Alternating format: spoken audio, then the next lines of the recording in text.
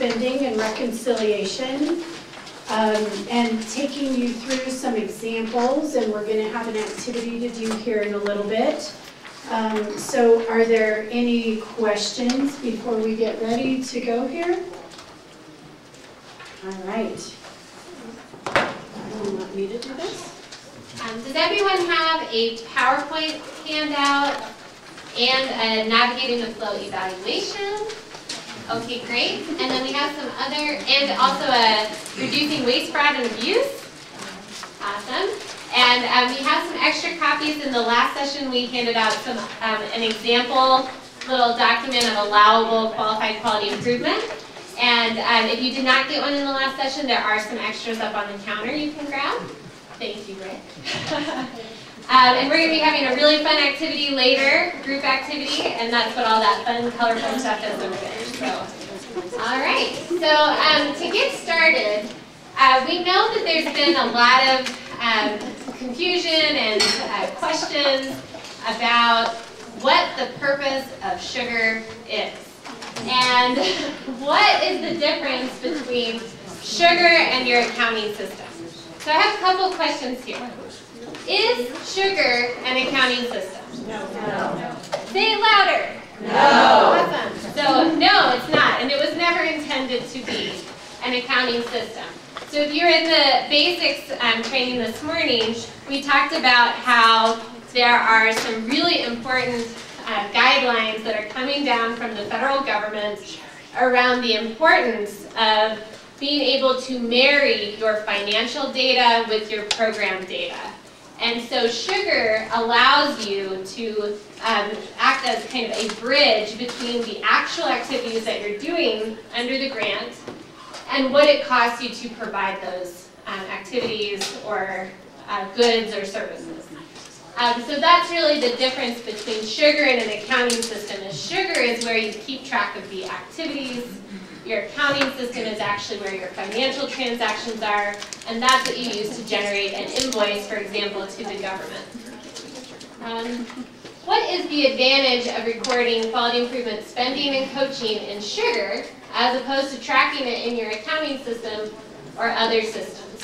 It's kind of a loaded question. How many people before sugar were tracking coaching? Your council. How many councils were tracking coaching? Okay. Most people. What were you? What are some things that you were using to track coaching? Just shout them out. Excel, paper, Access database. So there are a lot of different things you were using. Did that system, was that also able to track other activities besides coaching? Yes. And was that Excel or Access? Access can track a lot of things. Excel. Okay, great. So what Sugar does that's a little different than Access and Excel is that it has something called relationships. Relationships allow you to identify a specific person or entity as unique. And so I know, when Denver first adopted Sugar, we had an Access database previously. And so when we were using that Access database, we had, Jane Smith registered for training 1 in November. They registered for another training in December and another one in February. Well, in the system, it looked like 3 different people registered for that training because there was no Jane Smith, there was just a name on a record. What Sugar does is it says Jane Smith is a thing, like it's an object in the database. And so you can show all the different activities that Jane Smith is doing that are related to grants or related to other things that your organization is doing. And by doing that, you can actually understand the full impact of what's happening under your grant or under your combination of grants. And that is the power of being able to marry financial and programmatic data by seeing things over time. All right, so there's also a reference to the financial handout, so I'm going to grab a copy real quick. Does anyone? No, but right there. No? Well, if you pull that out, do you have things? All right, so this is what looks like this. And so I thought it would be important for everyone to have some context of why is this happening now. You know, we've heard a lot about performance management from the Office of Early Childhood, from other foundations, from other government entities. And it's really been a long time in the making through grant reform. And that's a legislative process. So if you're interested, there's a lot of really good resources at grants.gov and at a site called COFAR, which is the Council on Financial Assistance Reform. Grants are financial assistance, that's what it's categorized as. But this concept of being able to demonstrate your performance through tracking activities, having quantifiable goals, and showing progress towards those goals really originate primarily in the Government Performance and Results Modernization Act of 2010. And that's kind of where this concept of performance over compliance started coming into play. President Obama actually really took interest in government grants reform. What you probably heard about is all of his reform in the Medicare, Medicaid system, but it's much wider than just that. He actually issued an executive order in June of 2011 talking about, as you can see from the screenshot, an efficient, effective, and accountable government. And that was really the tone he set, and all of the federal agencies really took that seriously. The Council on Financial Assistance Reform was formed after the ARA funding. You all might remember that. And they really took to the task of codifying all the cost circulars to create one unified source called the Uniform Grant Guidance. So the Uniform Grant Guidance was really being publicly reviewed from February 2012 to December 2014, and it is effective for all audits after December 26, 2014. So, for example, our first audit under this new guidance was last year. So we are all learning this together. It's not just the state saying, well, now we're going to have performance measurement standards. This is actually coming down from the federal government. More recently, there's the Digital Accountability and Transparency Act, which is really interesting because it's talking about streamlining and unifying how we are all reporting the results of our grants and making that more transparent to the public. So having systems like this in place allow us to be on that cutting edge of trying to provide real results, real activities tied to financial data that can be rolled up at the state level, that can then be rolled up to the federal level, and that can provide guidance to the public on what activities we're performing. Are there any questions on that? It's really interesting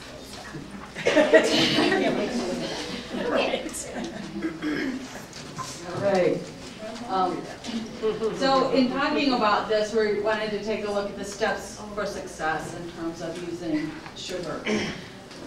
So you don't want to just think about this as a place that we're doing this data entry, but how can we use it to learn more about the work that we're doing?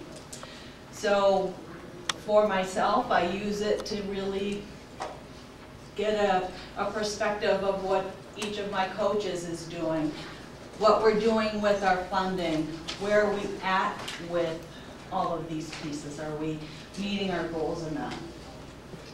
And the other part is having a day like this is to make sure that our staff and then in turn the programs that are working with this information feel confident in using these systems. So it allows us to monitor activities through the month, through a particular period of time that you're wanting to look at, or for your entire year. And it does allow us to reconcile activities back to our financial systems. And then I just wanted to point out that there's lots of available guidance and procedural steps that are on that support at ECLA website. And of course, submitting tickets and asking questions of others is another way to get your answers. Oh, I didn't talk about this. Go back. I missed the cartoon that Sharon was able to dig up from somewhere. That's the, I'm going to call this the sugar fairy. It says to redeem your wishes, fill out all required fields, including your username and password. Okay, so next we're going to go through the 5 most common reconciling issues. And this is going to apply to this activity we're going to do here in a little bit. So first of all is that sometimes you'll find that the invoice dates don't match properly. So when you run your reports and you say, oh, but it should show this invoice and it doesn't, one of the things you need to go in and check is that the invoice date is falling in that right time frame.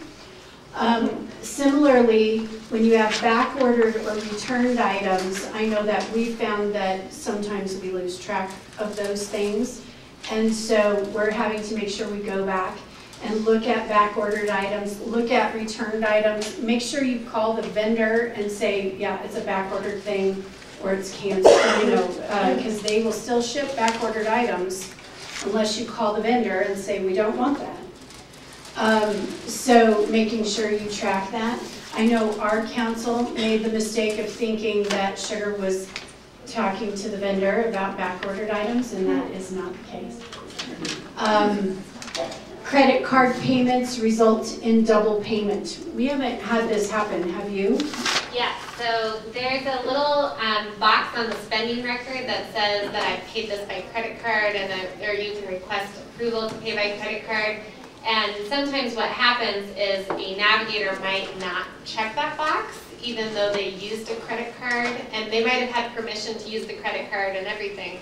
And so what happens is it goes through the process, and we will issue a check if we don't catch it in time, instead of only using the credit card. So it's really important that your financial team is really in tune with what your navigators are doing in Sugar, so that you can prevent that kind of thing from happening, because usually it's just, oh, I know so-and-so used the credit card and they just forgot to mark the box, but it really should be accurate in the system.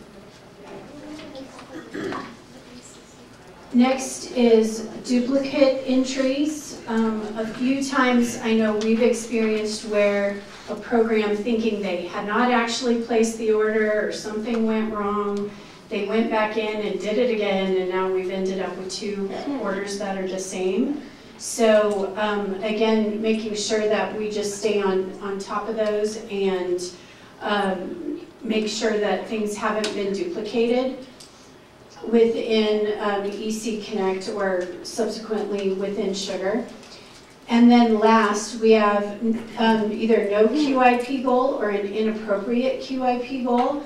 In the last session in this room, we talked some about that and about how to edit a QIP goal, how to make sure those match up and that they're appropriate for the funding stream and allowable, but also that they're SMART goals and they're specific and measurable, achievable, relevant, and timeless.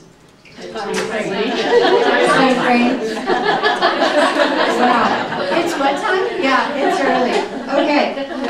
And there's a time frame connected to it. So, so those are the 5 most common things when we're looking at reconciling QI spending. Do we have questions? Yes, Kathy. Stacey, how do y'all track back-ordered and returned items to make sure you're following up with that vendor? I'm sure probably everybody has their own system. I can tell you what we do, and then they might have some other thoughts. We created, and partially it was because both myself and my QI Navigator were brand new last year, and we were trying to wrap our heads around this and around Sugar. So we maintain a file folder for every single order that we place. And if it gets to where it is back ordered or something, we keep track of that in a paper way as well as a double check for ourselves, so that we have a way to track it and we know where every single thing is. Similarly, if it gets drop shipped part of it from this place and part of it gets shipped directly from there, we actually track all those things through that paper system, and that's a way to match it up with what's in sugar, so that we can make sure we have our finger on that pulse. And how do you guys? Yeah, we have a sort of similar process, but we don't have a folder for each order. What we do is there is a back-ordered action, so you can actually mark something as needing to be back-ordered in the system, and then that will create a new record where that back-ordered item lives, and you can track that separately from the original. So if we have time at the end of this, we can go through that. Okay. And we went through that in the last session as well. There is a step-by-step on how to do that on the support system. So you can use that. You can also do the same thing for returned items. And what we have done in the past, especially in high volume months, is we will actually request from our major vendors a statement, so that from a financial, with my financial hat on, I will request that from the vendor, and I will see any backordered items, and I can verify that those are recorded appropriately as backordered in the system. What we've also done is we kind of have folders by funding stream, and so we keep things we do have paper files for accounts payable. That is equal to the request form out of sugar, and we can go through how to print that, but that is in the next activity. And the invoice and any required documentation if it's a special kind of purchase. So we keep those paper files, and they kind of go around the office, depending on who's got it. So how do you do it, Lisa? So what came to my mind is it probably really makes a difference what size your entity is and how many people are playing roles, right? So if you're that one-man show, you probably know it all from one end to the other, and hopefully are not dealing with as much volume that you can't keep track. But probably you'll need to have your system that works for you of how you're going to do this.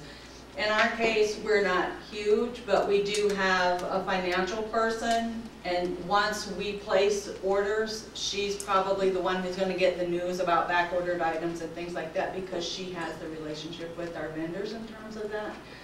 So then she would change a spending detail to a back-ordered status, and she would handle then getting the invoice numbers, anything that has to do with payments and that end of the reconciliation taken care of.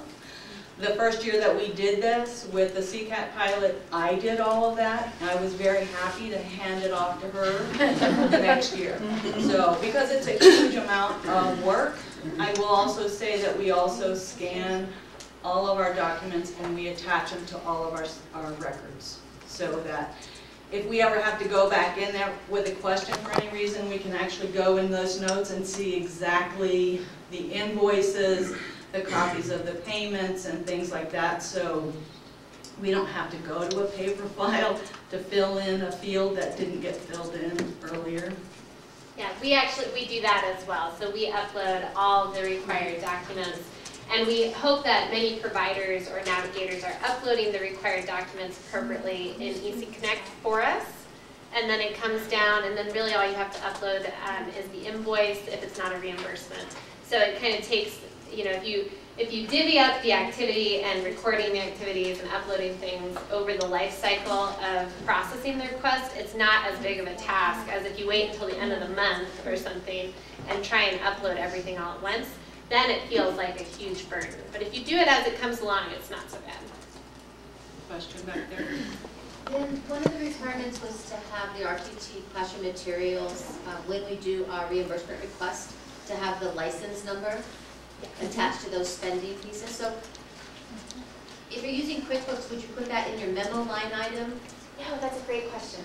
So there is a standard report that's part of the invoice template that includes that license number. So you don't have to do anything extra in your accounting system.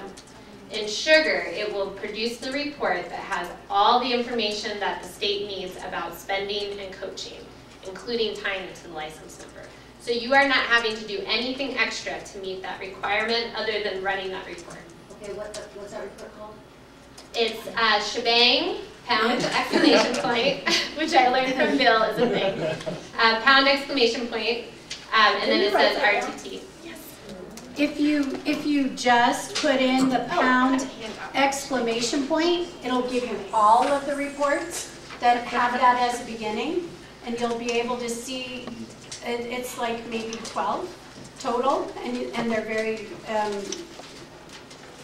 named very well, so you can tell exactly what it is, and it'll say RTT reconciled spending report or something like that. So do you print that and attach it to your reconciliation when you send it to invoicing? Yes. Or raise the tax. So I'm going to hand this out. This is the same thing that was sent via email right after we found out about the GAE process and what that's going to look like. And so this is just a printout from that spreadsheet. And it includes on the back the standard reports for Race to the Top. I think I just gave them a and so we'll be going through this at the end if we have some time. But you can use these same standard reports. Any ECLA standard report is a pound exclamation point, so you know you can rely on those reports.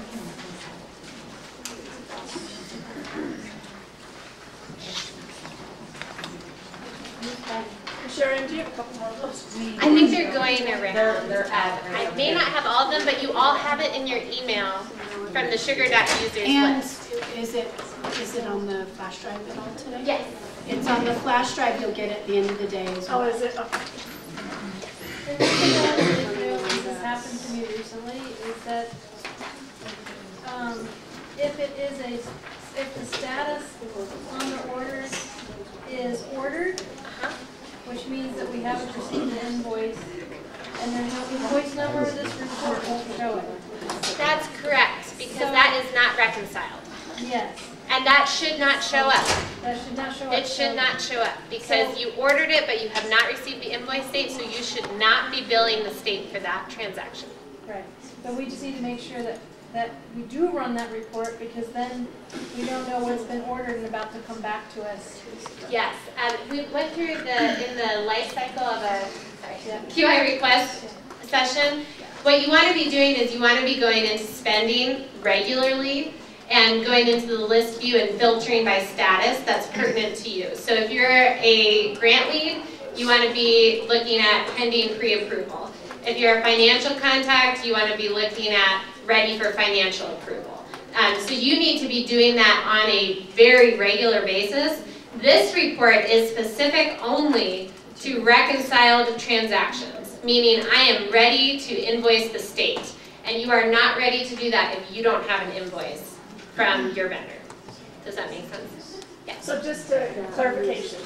When we submit our request for reimbursement for incentive dollars to Race to the Top, include that report that you're talking about? Yes. Because I just had to have that conversation with Kelly. I didn't have the license numbers with it, so Yes. I had to individually give them to her. But that report will put all that up for me. It pulls them off. And in fact, if you used the template that they provided, it had the links to the reports in it. I thought. Does it not have the links to the reports in it? Don't remember. It does? It doesn't? So why don't we, at the end of the day, Rick and I will make sure that we send to the sugar.users list that template. And I actually just recently asked him to post another example as a support article that includes actually all of Denver through September, so you can see how we've done it. Okay. Do you have a question? The amended budget, or the amended request, has the links. So the one that is original one specific was only operating. to RTT, QI. Yeah, and it's like a budget. really Yeah. deep colored green invoice. It's the with the old one that was colors. from last year. It's the old one from last year, but it's a deep green color, and then it's got the tabs on the bottom that say, here's an example of a QuickBooks report. Here's an example of a coaching, a reconciled coaching one and one for spending. That's the one. But that is a really good point about invoice dates, because if a lot of the spending reports in Sugar run off of invoice date as the filter, and so that will not show you anything that you don't have an invoice date on. So you want to be sure you run different reports that have that aren't filtered on invoice date. Or my favorite thing to do is just go to the spending module and use the list view and create your own little filter right there. So we can go through that a little later. Okay, any other questions before we keep going? Okay, perfect. So here's some of the 5 most common reconciling issues regarding coaching activities. So this goes back to what Tina was saying, is that if you don't update the status in a timely manner and show that it's reconciled, it is not going to pull in that report. In a previous session, we talked about the appropriate start and end date and time, making sure that if you have a coaching detail that started at 8 a.m., if it shows that it started actually at 8 p.m. and finished at 10 a.m., there's going to be a problem. It's going to show your negative hours. Or if it says it started on Monday at 8 a.m. and finished on Thursday at 8 a.m., you're going to have 36, or more hours for a coaching detail. So making sure that you have the correct start and end dates and times on those coaching activities is really important. A complete or incoherent coaching log and notes and next steps. I have, and I can bring up here in a little bit, a coaching log that we developed for our coaches. So it would have all of the information we need as we go in and check against what our coaches are putting in sugar to make sure everything matches up. And I'll bring that up here in a little bit. But also just making sure that they're logging what they actually did, that it doesn't just say coaching, that it says they went in and worked on an ERS and did a report out and give you a little bit more information so you know what's going on during that coaching session, and including things about next steps, which are seen by the provider in EC Connect. When it says provider next steps, that will be seen by that program in EC Connect. But also you can list your coaching next steps, which give you some information about what's next.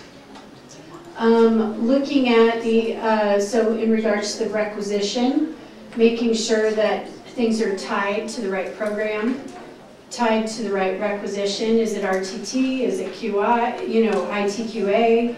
Is it school readiness? Making sure all of those things are recorded correctly. And then making sure they have enough hours so they aren't running into the negative. And that there's enough hours to cover those services. Any questions on these? Everybody feeling good? Kathleen, are you okay? She's looking at the That's not our ceiling. issue when we try to reconcile. Okay. RTT reconciled coaching report, but I don't want to bring it up right now. Okay. You sure that's our issue? Well, if there are other examples of reconciling issues, we can definitely have a conversation about that. And I'm just, so it's kind of, for me, a double data entry in the sense of when I make that coaching log very detailed, and then I have to go in and then retype the whole coaching log into Sugar. Is there a way to do that more efficiently? So, or I upload the coaching log into Sugar, but is there a way to not have to type out the whole coaching log, which I give to them for proof for their QI, for their quality rating, and then also add it into Sugar exactly the way I have in the coaching log?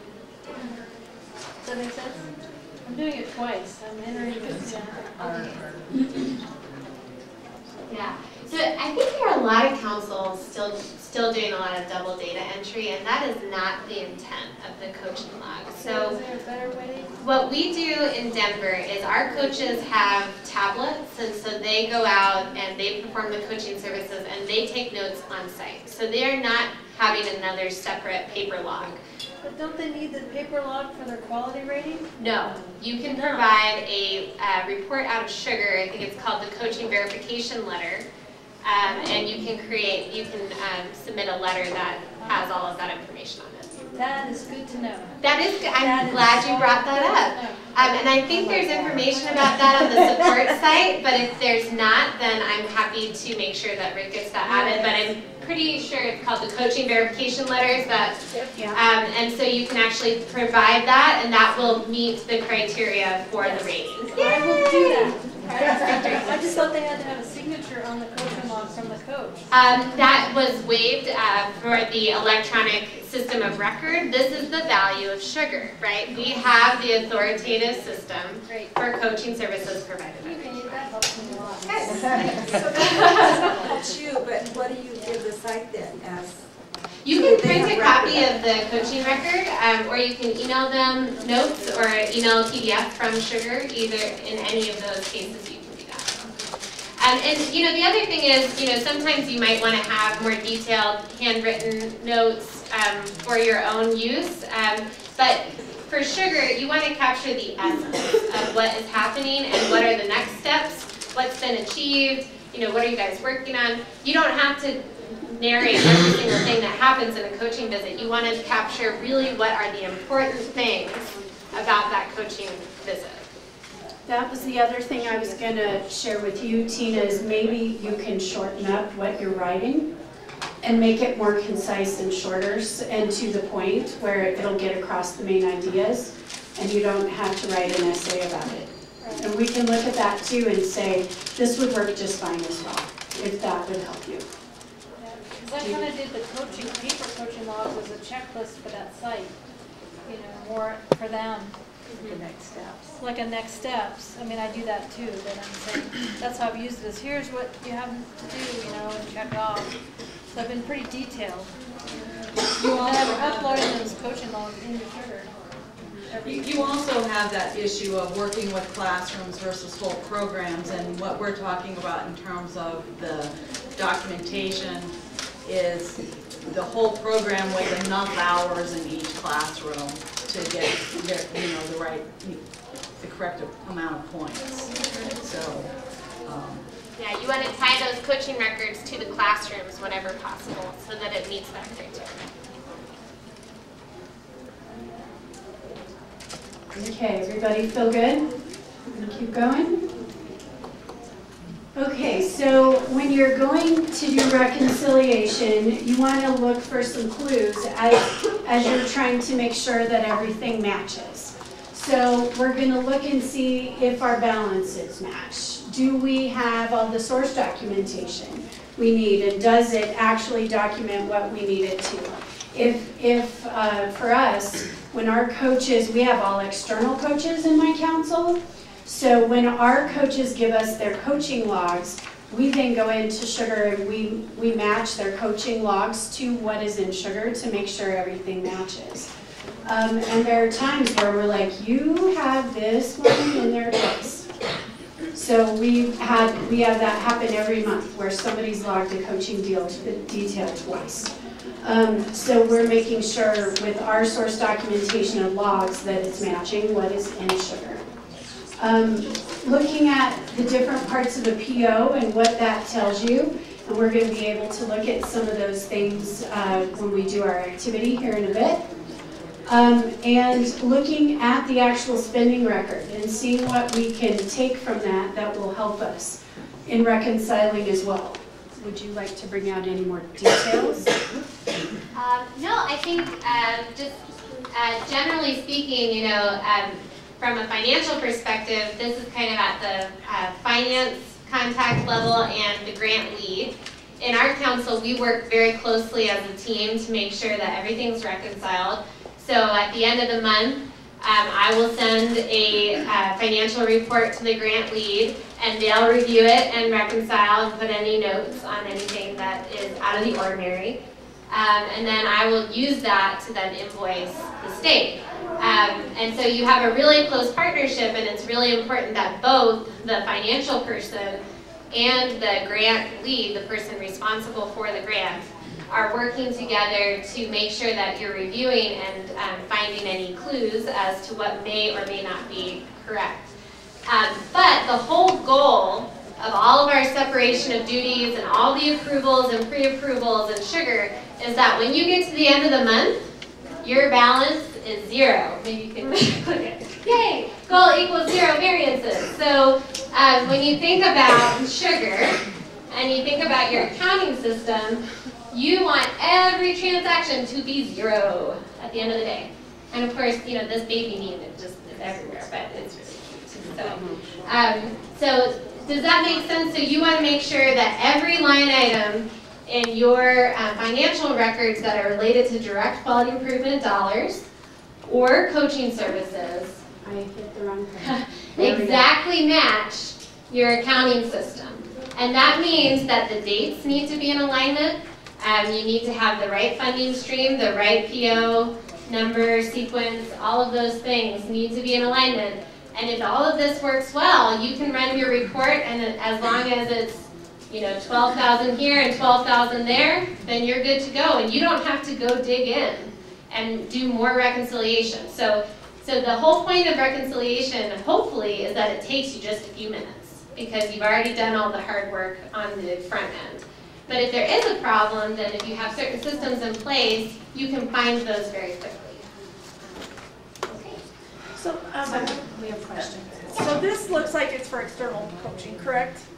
Or would this be internal? How would you do? Yes, I just picked some random numbers. How would you do the internal on that? Because I'm obviously not paying staff $100 an hour. Yeah, so that's a great question. So we went over that in a lot of detail on that very first special phone call webinar we had when the GAE announcement kind of came out on how you would reconcile your internal coaching to what is being charged. And part of this exercise that we're going to do is going to let you guys take a shot at that. We can go through the actual process. But the idea is that, generally speaking, you know, we've been told that we can only charge up to $100 per direct coaching hour. And in most cases, most of our internal staff are going to run less than that, even when you include things like benefits, payroll taxes, overhead for rent, travel, all those things. Now, travel sometimes might kick you over $100 an hour, right? So in that case, we have been told that we can use those funds for other coaching-related activities. So if you want to use them to get your coach trained on a particular tool or something related to the grant, then you can do that. So you can kind of repurpose those funds. How do you know how much you're charging for an internal coach? How do you bill this state? Do you bill them based on payroll records, timesheets? Pretty much, yeah. So you have a record of what the internal coach is charging to that grant. You have the total number of direct coaching hours, and so it's simple division. You're taking the total amount that you're billing for that coach divided by the total direct coaching hours, and you're hoping that it is less than $100 an hour. If it's more than $100 an hour, there may be good reason for that. For example, in a particular period, maybe that coach is attending a bunch of training, and or it is December and it's the holidays, and you just weren't able to deliver as many coaching hours, but you know in the next period you're going to make that up. That is fine. You just need to be on average under $100 per hour. So that's really all it is. It's taking the records you're already keeping around timesheets and comparing that to how many hours were actually delivered and getting a rate, kind of a proxy rate. Does that make sense to everyone? Great. And then there might be cases where your coach is actually doing non-coaching functions. So there's a difference between indirect coaching, which is just part of being a coach, and my coach is actually designing a brand new training, right? And if my coach is designing a brand new training, and that's allowable under the regular Race to the Top grant, then I should be billing that portion of that person's time up to the regular Race to the Top program operating, as long as I have that budgeted up there. And that way you're not overbilling under coaching services. Does that make sense to everybody? 15 minutes. Ooh, okay. Holy cow. Yes. I just wanted to ask, where it asks for you to put your check number, Huh? it doesn't allow you to like add letters, and it comes out looking like a dollar amount. Oh. And our checks have like an IJT and then a number. Okay. And some are GHK and a number. No, there's a comma in it. Yeah. In the check. Yeah, In the check, there's a comma in it.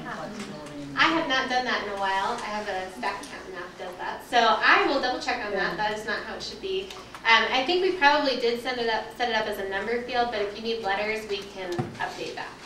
Do you want to make note of that, Bill? Yes. Awesome, thanks. Bill will actually do that. Okay, so we have not a lot of time. So You actually have 30 minutes, sorry. Oh, phew, okay. I was said like, that wow. Just wanted to see how much blood pressure. Yeah, right. Okay, so this is going to be a really fun exercise. Is everybody on board with reconciliation is fun? Yes. Yes. Okay. So what we have kindly gotten volunteers of 3 organizations who have donated to you our September RTT financial transactions. So you are actually going to go through, have your own little case file of reconciling items, try and find out what it looks suspicious, and write down how you would investigate further. So we're not going to try and get into sugar right now. We're not going to go, go into our accounting software or anything. This is purely a paper exercise, so you're just going to take what you have in terms of the files. You're going to look at everything, and you're going to see what doesn't look quite right, and kind of think about what are the top 5 issues we're seeing in spending, top 5 issues we're seeing in coaching, and try to investigate to see what you can find as potential issues. Now, it could be you find a potential issue, and after further investigation, it's totally fine. That happens too. So you just want to highlight what errors there may be, and then we will share out at the end. So we're going to break into 6 groups. We have a little over 40 people here. Yes. Yeah. So 6 large groups, so 6 or 7 people. So if you can kind of work with the people behind you or across from you or something like that. Each group needs to pick a lead. That lead is going to go pick up a very secret, top secret case file. This is really fun. And we also have really cute kid magnifying glasses.